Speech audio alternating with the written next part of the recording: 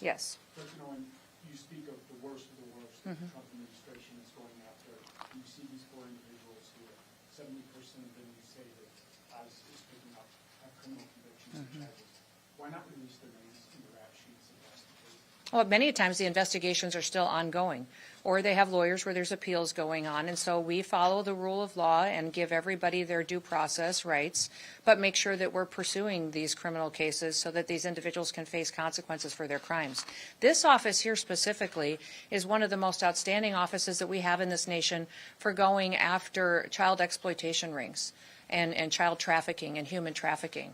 So I'm so thankful for their investigative work. They're breaking up trafficking rings that have been filtering internationally and have been using Nashville as a hub. I would encourage the mayor here to partner with them instead of fighting them, because by his rhetoric and by what he is requiring his city employees to do and by not having the backs of these law enforcement officers, he's allowing more children to be trafficked, more children to be victimized, and more families to suffer because of his actions and his politics. But for those who are convicted and get deported, why not release their names in the rap sheet? Oftentimes they are. Oftentimes they are. And also we have security agreements that we have negotiated with foreign countries as well, their home countries.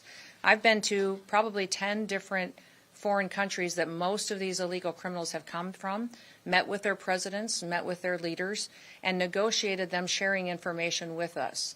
Extradition agreements. We want the data on who they know is in our country that's dangerous, and then also when we return someone back to their country that is a criminal, that is a murderer or a violent rapist or abuser, that they're facing consequences in their home country as well. And I would encourage everybody, there's a lot of things being said in the media. If there is someone that's in this country illegally and they're concerned about being here and interacting with our immigration officials, go home. You have the opportunity today to go back to your home country. If you go home, we will buy you a plane ticket. We will, when you land, give you $1,000 so that you can get started on your feet and provide food and housing for your family. And you have the opportunity to come back to the United States the right way. You have the opportunity to come here and to pursue the American dream. But if you wait until you get detained by our officers and get encountered or are surrounded by individuals who are breaking the law and get deported, you will never get the chance to come back to the United States of America. And many of the times when I've traveled to these other countries and visited with their presidents and their governments, they have established now programs to help support their citizens that are coming back to their countries.